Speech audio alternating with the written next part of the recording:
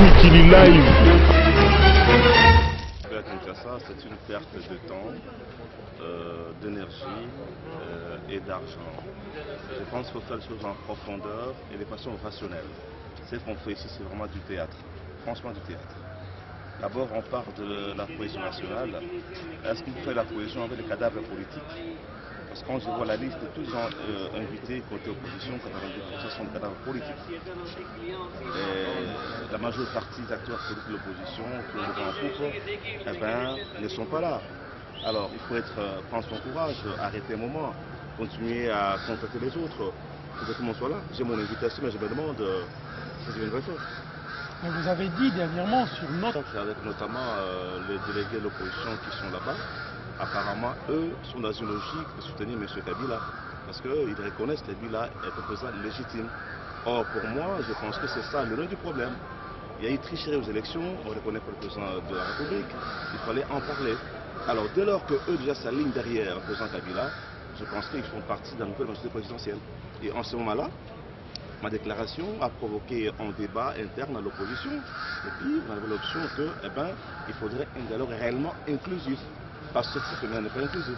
Alors, quelle... Rationnelle et intelligente, on attendrait d'abord que Kampala termine et que le M23 et les rebelles aussi soient conviés à ces concertations, qui est l'opposition politique, les groupes armés et le pouvoir en place pour un accord global politique. Mais ce qui s'est fait ici, on négocie, là on négocie, franchement, je ne comprends rien du tout. Donc, au risque de tomber encore dans la folle cascade, n'est-ce pas, qui a eu lieu entre le MRC et le PPRD à l'époque, qui avait échoué. Ou alors, vous savez aussi, avec le palais du peuple pour le Mobutu. Comme une frange n'était pas là, ça avait échoué. Je crois qu'on peut s'arrêter un moment pour faire les choses comme on a besoin. Je suis pour considération, dialogue, mais pour un forum inclusif et qui est convoqué sur des bases saines. Voilà. Est-ce que ce n'est pas synonyme d'unanimité? Parce que l'unanimité viendrait peut-être des discussions. Mais l'inclusivité est au niveau d'abord des contacts, d'intéresser les gens pour qu'ils viennent. Il n'y a pas vu ça. Il y a une déclaration à la télévision. Je n'ai pas vu, moi, une délégation aller voir Sekedi, aller voir Kamere, aller voir Mbikaï, aller voir Wimba, voir les autres, pour les impliquer. Nous ne sommes pas demandeurs d'emploi. C'est comme si on avait lancé l'offre d'emploi et on se bouscule. Et je ne pense pas que nous sommes demandeurs d'emploi pour nous bousculer. Concrètement? Et pour un dialogue réellement inclusif. Et n'est pas pour une espèce du congrès dans la nouvelle majorité présidentielle. Dites-nous clairement, allez-vous participer? Je vous ai répondu. Dites-nous clairement, vous avez l'invitation, vous y viendrez ou vous n'y viendrez pas? Je vous ai dit que le PT est pour un dialogue inclusif et n'est pas pour un congrès de la nouvelle majorité présidentielle. Donc, vous ne viendrez pas? J'ai parlé. Oui, mais monsieur, si vous avez bien pas, c'est clair. Quand vous dites nationale, consultation nationale, pour autant que tout le monde soit animé d'une bonne conscience que notre pays est au fond et qu'il faut relever le défi qui nous est lancé par ceux qui nous regardent du dehors, et le défi que nous lançons nous-mêmes en organisant ces concertations pour qu'elles réussissent. Si nous ne le faisons pas, nous sommes en deçà de tout et nous pouvons être jugés sévèrement par l'histoire.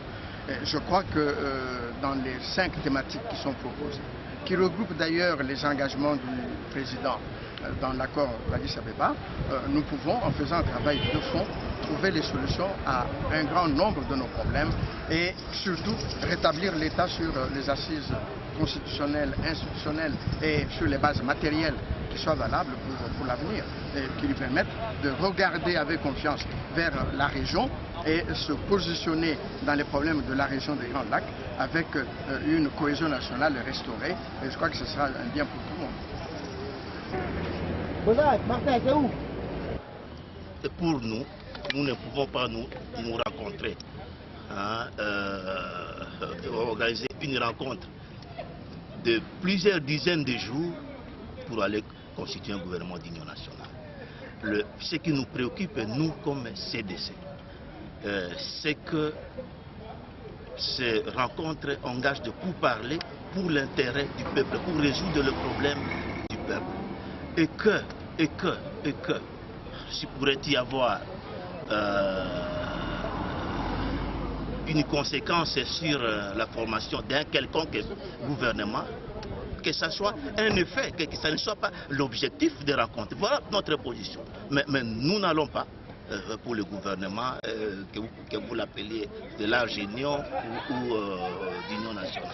Nous allons pour discuter des grands problèmes qui concernent notre peuple, qui concernent notre pays qui est en danger aujourd'hui. Quels sont ces grands problèmes, entre autres? Bon, le grand problème, je l'ai dit, le grand problème, c'est le problème des guerres en répétition. Le pays est fatigué avec les guerres. Tout ce que nous produisons va dans le cadre de l'effort des guerres. Ça fait plusieurs années. Et vous voyez, en titre de conséquences, l'économie est accroupie aujourd'hui, le social. N'en parlons même pas, nous devons finir avec la guerre, ça c'est le premier problème. Et le deuxième grand problème, c'est le problème de la pauvreté. La pauvreté a atteint vraiment son seuil. Nous devons, nous Congolais, nous souder les coudes pour bouter dehors la pauvreté et engager le pays dans l'élan des pays émergents.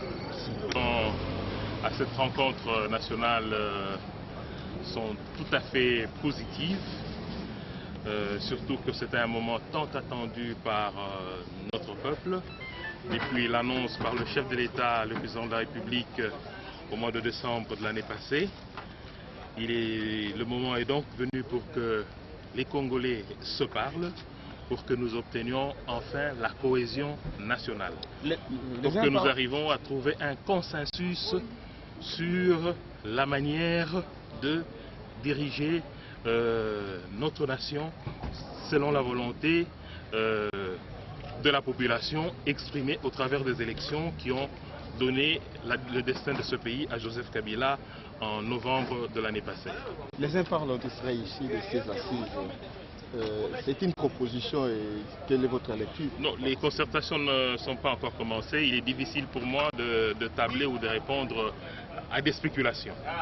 Les Congolais, les responsables issus de la majorité présidentielle, de l'opposition, de la société civile et des institutions publiques vont devoir se rencontrer à la demande du président et en ce moment-là, nous allons nous convenir sur la manière dont nous allons soutenir et matérialiser la vision du président de la République. Et comment vous trouvez l'organisation un jour avant les concertations? Vous êtes comme participant. Comment les choses se passent ici? Est-ce qu'il y a des couacs ou ça se passe bien? Non, je trouve que tout est au point. La machine est bien huilée. Le go sera donné demain et que nous allons nous parler en toute convivialité, en tant que filles et fils d'un même pays, d'une même nation, et cela pour l'intérêt général, l'intérêt de la nation. Ne pensez-vous pas que... Puisqu'il est appelé à chaque peuple, même à une famille, de se concerter, de se parler à tout moment. Le dialogue, les échanges sont importants. C'est donc un moment qui nous permettra de voir le passé, le présent et surtout d'obtenir la cohésion. Vous savez que quand une maison prend le feu, il est important que les enfants de cette maison taisent leurs querelles pour pouvoir ensemble se coaliser, ensemble s'attaquer pour éteindre le feu. Donc c'est donc le moment de nous mettre ensemble sous l'impulsion du président de la République afin d'éteindre le feu qui est dans la maison Congo, le feu qui est à l'est. Merci. Nous pensons que le chef de l'État a bien pensé de convoquer les concertations nationales. C'est une occasion pour que les peuples congolais puissent démontrer leur niveau de maturité et puissent comprendre l'importance de la cohésion nationale dans un pays en guerre comme la nôtre. Et nous sommes persuadés que tout se passera pour le mieux. Et au sujet de la formation du gouvernement d'union nationale, qui serait issu de ces assises telles que proposées par une frange de l'opposition, quelle est votre lecture des faits par rapport à cela? Moi, je pense qu'il faut vous référer à l'ordonnance convoquant les concertations nationales. Le gouvernement d'union nationale n'est pas à l'ordre du jour de cette ordonnance-là. On ne peut pas empêcher à l'opposition de réfléchir au grand jour, à haute voix. Mais sinon, ce n'est pas l'objet de concertation nationale, à ce que je sache. Quant à la réussite de ces assises, il y a vraiment encore d'autres. Oui, vous serez participant. Qu'est-ce que vous voyez dans l'organisation de ces forums? Est-ce qu'il y a des couacs ou tout va bien? Pour le moment, tout va bien. Il y a de plus en plus de gens qui s'y intéressent. Et je trouve qu'ils ont raison, parce qu'il s'agit réellement de sauver la République. Je félicite tous ceux qui, même en retard, comprennent qu'il était nécessaire de laisser ses intérêts personnels à côté pour voir l'essentiel, c'est-à-dire l'intérêt de la République. Oui, abandonner l'idée d'interdire la réflexion au Congo. Chacun a le droit de réfléchir et de poser ses hypothèses ou de faire ses propositions.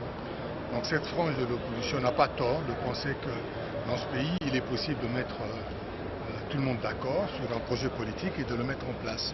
Maintenant, nous sommes dans un système démocratique. Normalement, dans une démocratie, c'est la majorité qui a gagné les élections qui gouverne.